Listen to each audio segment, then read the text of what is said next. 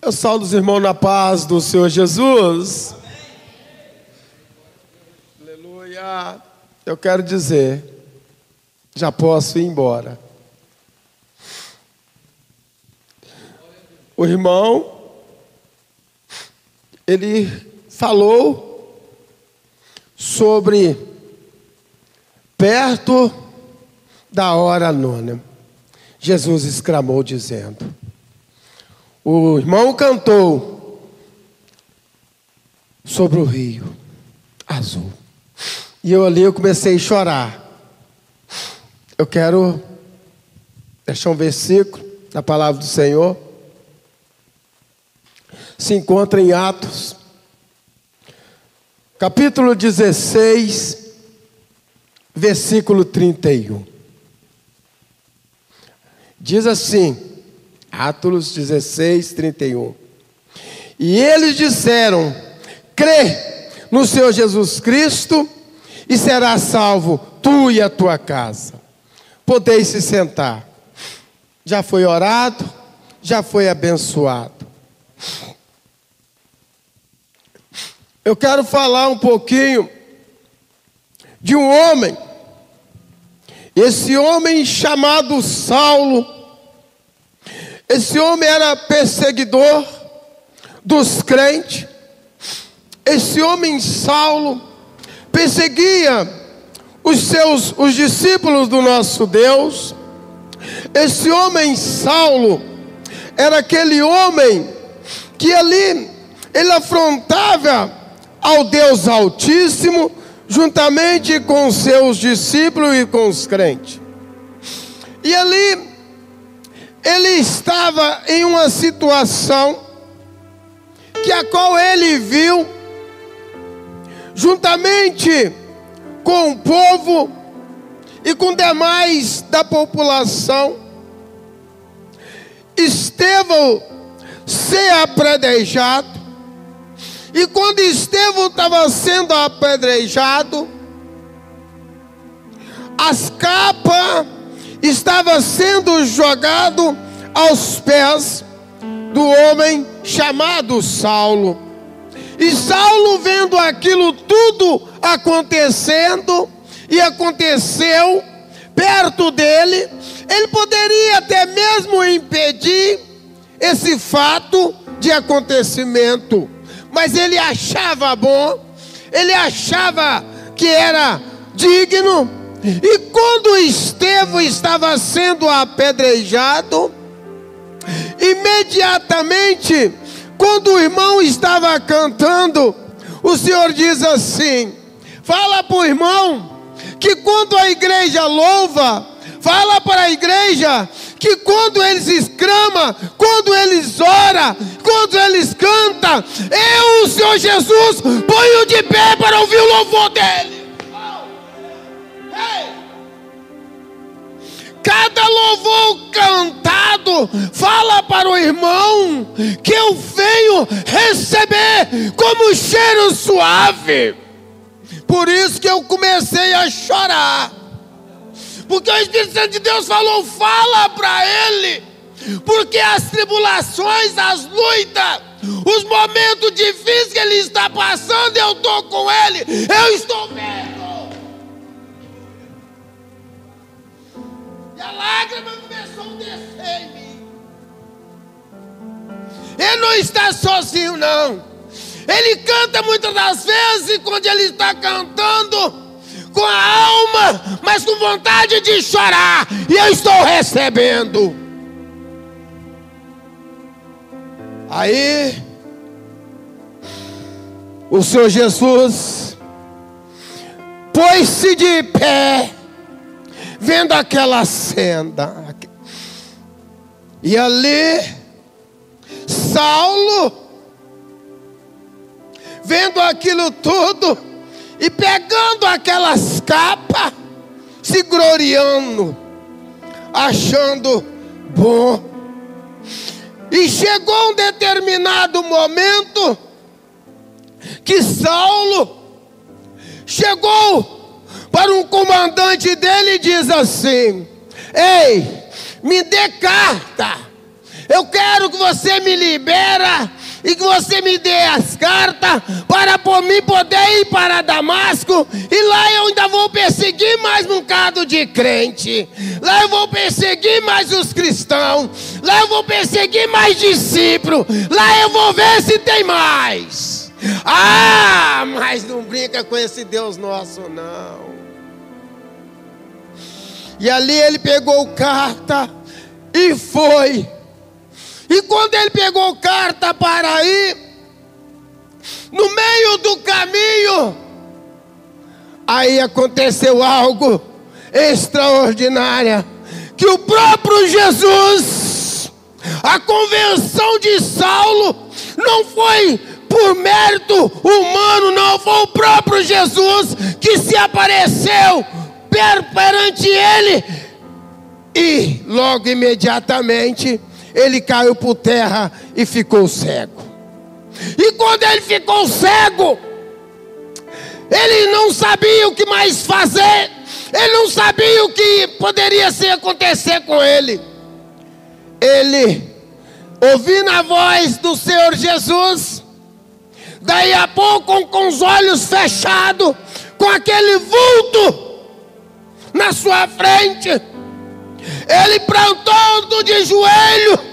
E quando ele plantou de joelho, ele clamou, porque ele sabia com quem ele estava falando, porque ele conhecia. E quando ele clamou dizendo, quando ele abriu os olhos, tentou, ele não via nada. E aí ele foi pego e foi levado até uma rua direita, cego. Por ali ele ficou 3 dias e 3 noites, sem comer e sem beber. Mas ali, imediatamente, o Senhor Jesus, sabe quem fala?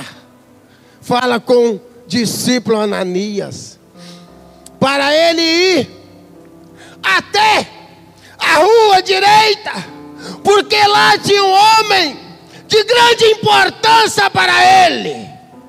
E ali, aquele homem de grande importância era Saulo, que estava lá clamando esse Jesus.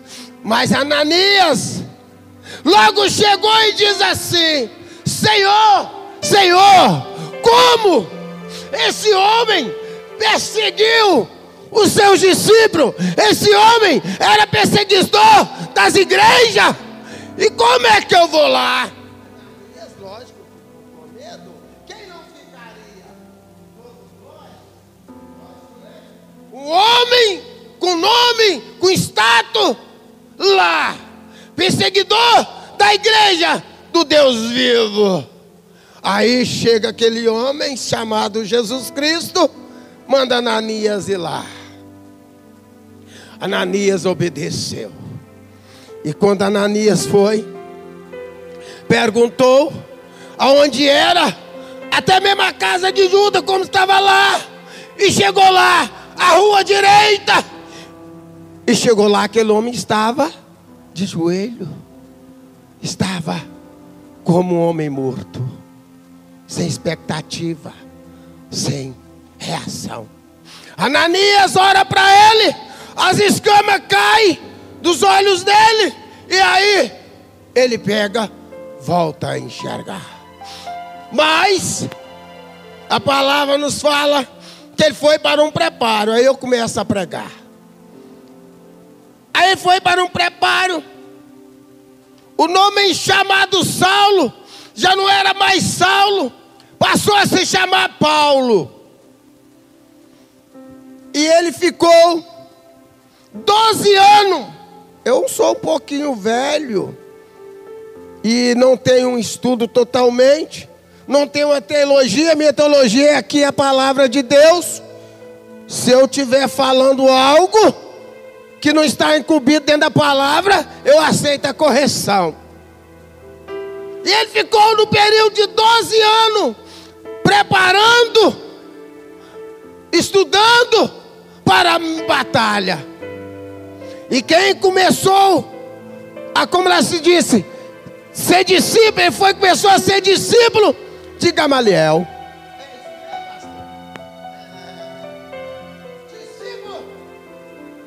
homem que tinha, como lá se disse, um posicionamento, uma inteligência, um homem de grande porte, de uma sabedoria total.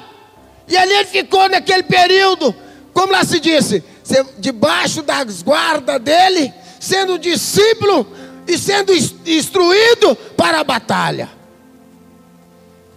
E ali ele foi, sendo instruído naqueles momentos, naqueles períodos, naqueles crescimentos.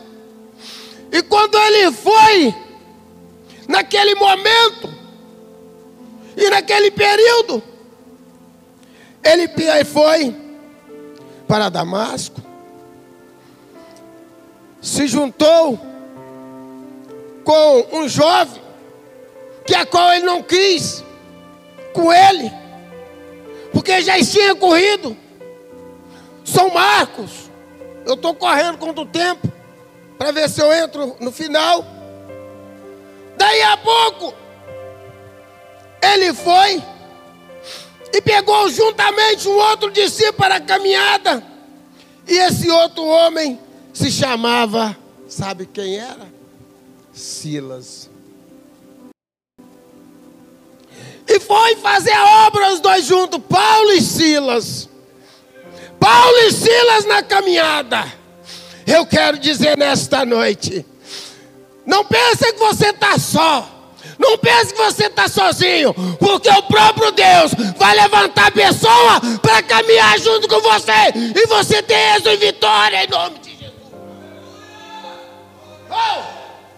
Quando você acha que está sozinho, sem ninguém, quando você acha que está sem expectativa, quando você acha que está sendo frustrado, o Senhor fala: ei, calma lá, eu sou contigo.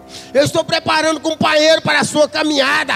Eu estou acompanhando você passo a passo. E ali foi a caminhada de Paulo e Silas. Aí eles começaram os dois a pregar. E quando chegou em uma determinada cidade, aquela cidade tinha uma jovem, uma menina, que trazia muitos lucros para o seu senhor. Aquela menina, ela tinha um espírito de adivinhação. Aquela menina, ela tinha um espírito que falava as coisas, adivinhava e pegava o dinheiro e depositava para o seu senhor. E quando ela chegou atrás, por muitos dias isso vinha acontecendo, ela chegou atrás de Paulo e Silas e diz assim: olha, vocês aí, ó, pode ouvir esses dois homens. Esses dois homens realmente é grande homem de Deus. Esses dois homens estão falando a verdade. Mas eu quero dizer, ela estava comunicando a verdade, mas ela não estava na verdade.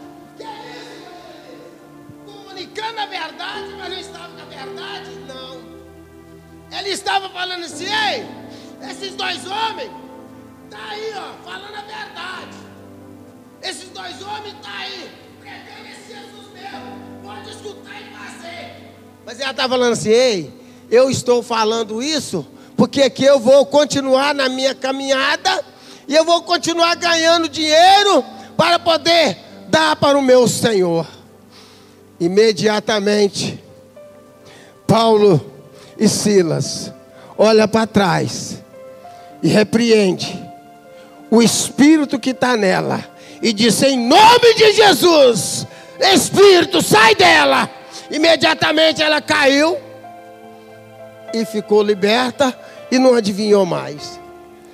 E quando ela parou de adivinhar, passou os seus senhores, ou passou aqueles homens a não ter mais bons requisitos, passou mais a não ter mais êxito, passou mais eles a não ter a situação mais financeira que a qual eles queriam. E ali, o que eles chegaram e diz assim: agora nós não vamos ter mais benefício nenhum. Esses dois homens acabaram com nós.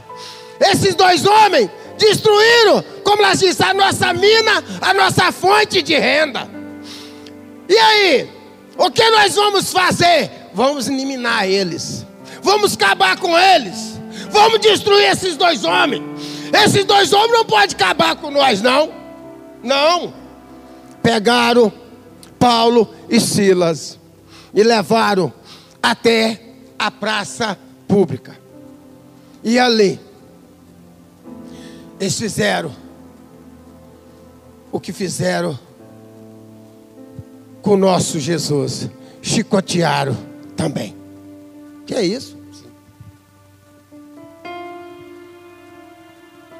Fala com vara.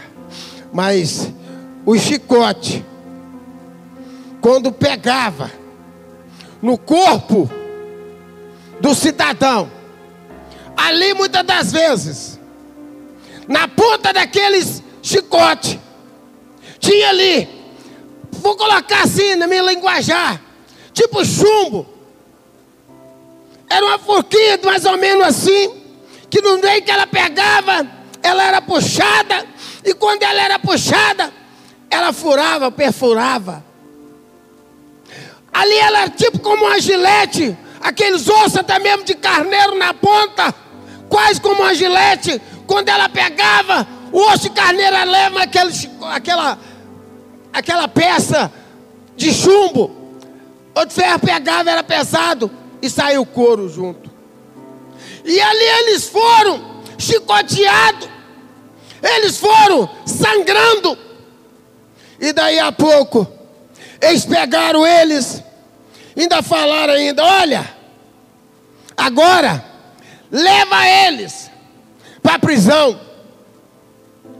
E você, centurião, ou você guarda, vai cuidar deles. Coloca ele lá no caso, lá atrás. Como ela se disse, no local máximo, onde ele vai ter a segurança máxima. E quando ele estiver com toda a segurança, deixa eles lá. Paulo e Silas, preso, sangrando, com seu corpo todo retalhado. Pode olhar na palavra. Eu gosto muito da Bíblia por causa disso. Quero dizer, sou um homem de Deus, sou profeta de Deus. O Senhor me usa na profecia, o Senhor me usa na revelação, o Senhor me usa em visão. Mas eu falo, eu preservo a palavra, que a maior profecia é a palavra. E pode olhar o que eu estou falando.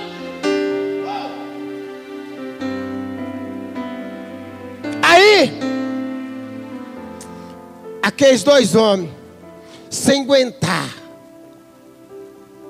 sem poder movimentar, ainda pegaram, ainda colocaram eles, sabe o que ainda mais?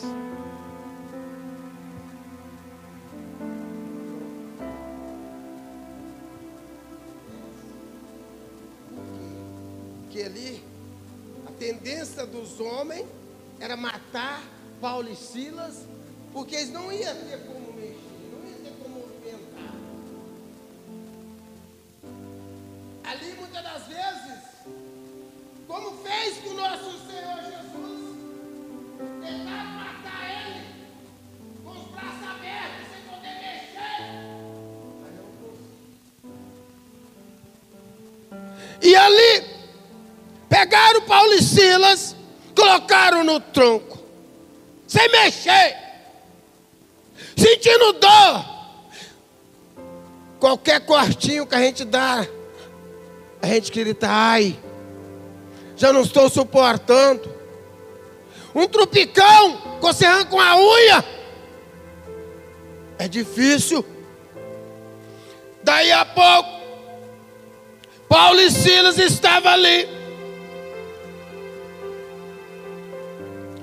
Paulo, olha para Silas. Silas, olha para Paulo. Como está esse irmão aí, no seu nome? nome dele.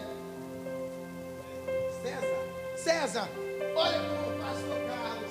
Pastor Carlos, olha um para o outro. Aí o senhor chega e diz assim para o César: César, pode falar. O que foi? O que iremos fazer? Comentar. Aí Paulo diz assim para Silas: Silas, diga, Paulo, como tu estás? Eu estou todo sangrando.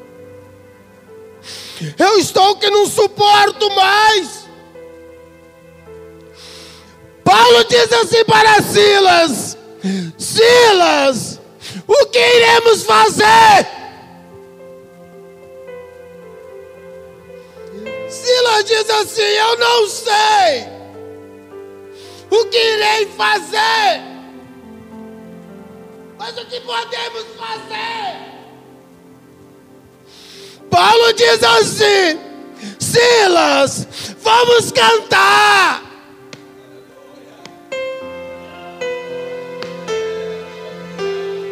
Silas diz para Paulo: vamos também orar.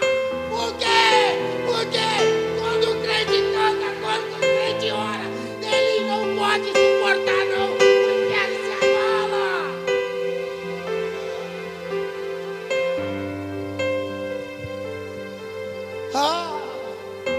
O inferno não suporta a oração, não.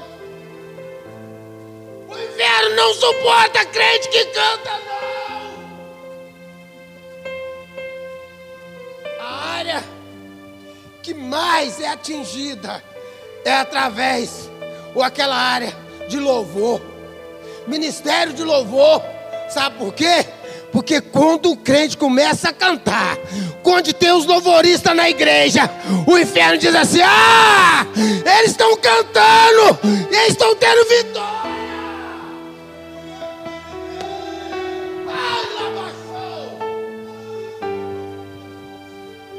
Daí a pouco, Paulo e Silas: então vamos cantar.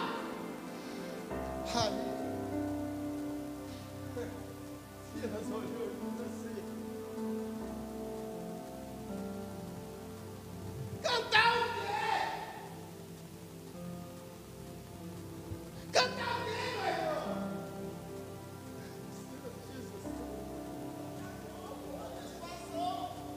Paulo diz assim: eu não sei. Eu também não sei o que eles cantaram, mas eu creio. Se a igreja soubesse o hino que eles cantaram, todos os hinos, ou todos os cultos, a igreja cantava esse louvor. Pode ser sim, posso crer no amanhã. Posso crer no amanhã. Aí Paulo começou a cantar de cá. Silas começou a cantar de cá, de lá. Daí a pouco começaram a orar, orando e cantando. Paulo e Silas começou a orar e cantar. Daí a pouco os presos pararam para ouvir. Como tem um louvor que fala com a alma da gente, nós começamos a parar para ouvir, não é isso? Quando tem os louvoristas que começam a cantar, nós começamos a parar. Aí nós começamos a ouvir. E quando nós começamos a ouvir, o Espírito Santo começa a descer. Oh, glória! Daí a pouco começou a cantar. Cantando. Paulo e Silas cantando. Cantar o quê? Fazer o quê? Eu não sei. Eu não sei o que cantar. Eu não sei o que orar. Eu não sei o que falar. Aí começou aqueles hinos, o carcereiro dormindo, na maior tranquilidade, o carcereiro dizendo assim: esse aí, como lá se diz, quando eu acordar do meu sono, eles vão estar mortos, não vai suportar, porque olha a situação deles, na prisão,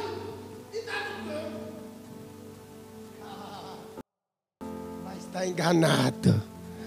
Quando Deus tem projeto, ainda que venham os elevantes, ainda que vem as lutas, ainda que vem a tribulação, ainda que vem toda a fúria de Satanás, para tentar dizer que você não vai mais lugar nenhum, mas o Senhor Deus diz assim: agora é comigo, agora é comigo.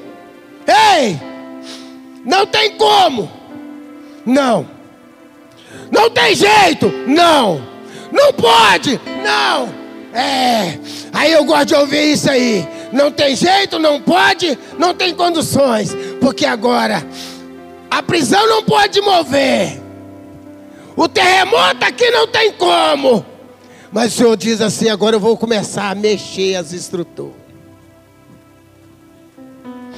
Agora eu vou começar a mexer com as estruturas. Agora é comigo. Pode cantar, Paulo. Pode orar, Silas. Pode orar, Paulo. Pode cantar, Silas. Porque eu estou escutando.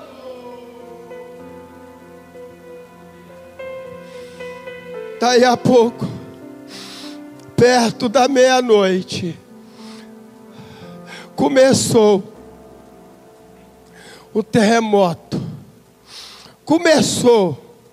Eu costumei dizer, e costumo dizer, dentro da televisão, por onde você vê, por onde você escuta, terremoto não faz bem para ninguém. Terremoto só traz tragédia, terremoto só traz desordem. Mas aquele terremoto trouxe bênção extraordinária para Paulo e para Silas e para os presos, e também pelo carcereiro. Daí a pouco, quando foi perto da meia-noite, começou a movimentar. E aí, Silas diz assim: Paulo, fala, Silas, você está vendo o que eu estou vendo? Aí Paulo diz assim: eu estou.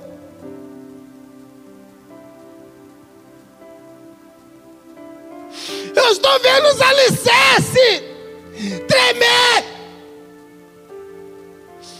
E aí, Silas, você está vendo o que eu estou vendo? Eu estou. O que tu está vendo, Silas? Eu estou vendo as rachaduras na parede.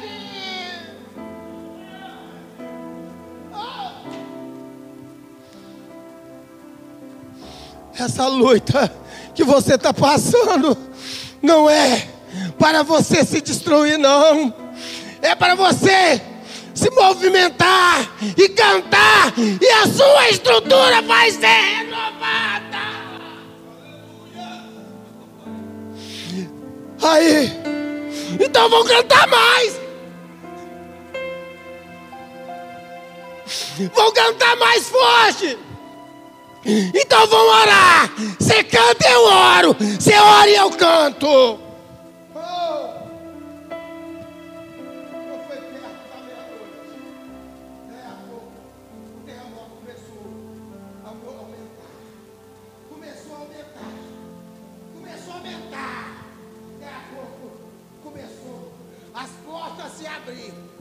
O movimento começou, as correntes foram se quebrando, os cadeados foram se destruindo, as estruturas foram abalando.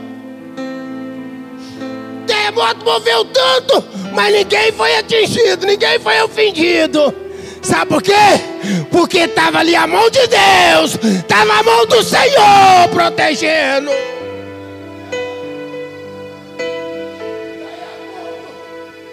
Começou todos ali. Um se juntou com o outro. Por quê? Porque os presos estavam ouvindo Paulo e Silas cantar. Mas chegou um momento, tá todo mundo junto.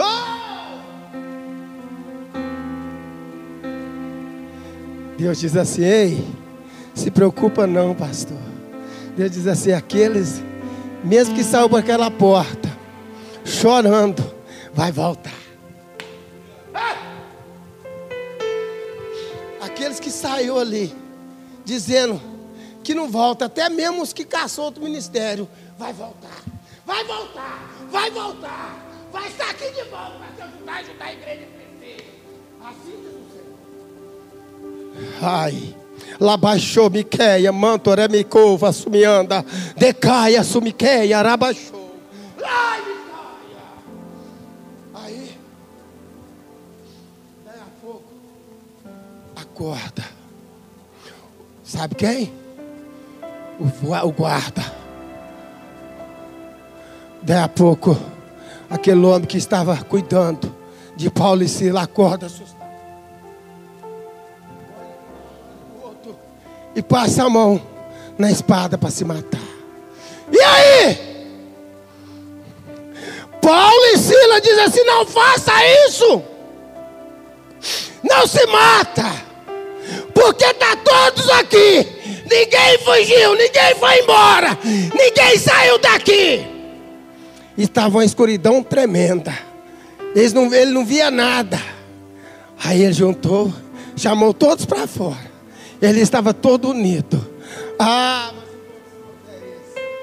Mais um gostoso é esse. O que é gostoso? É esse evangelista Paulinho. Esse que é o gostoso. Aí aquele homem gritou em alta voz: ei, o que eu devo fazer para ser salvo?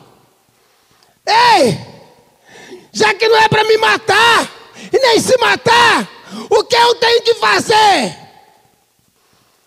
Aí Paulo e Silas diz assim: crê no Senhor Jesus Cristo e será salvo tu e a tua casa. Oh, glória ali, ó. Eita, glória!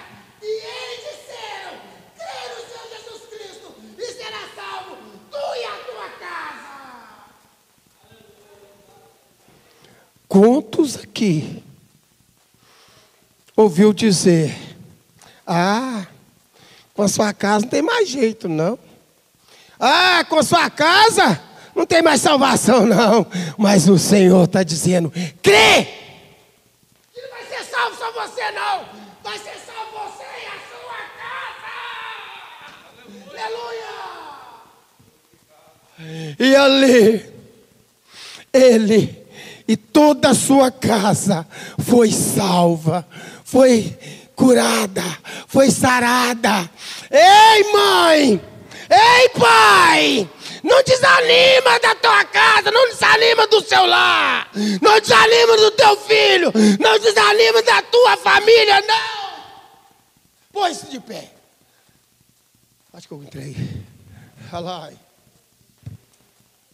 Pensa na sua família. Pensa na sua casa. Pensa o que você quer. Pensa o que você almeja.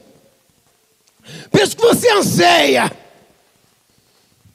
O pastor falou de bênção. A última vez que eu ministrei a palavra aqui, que eu dei uma saudação.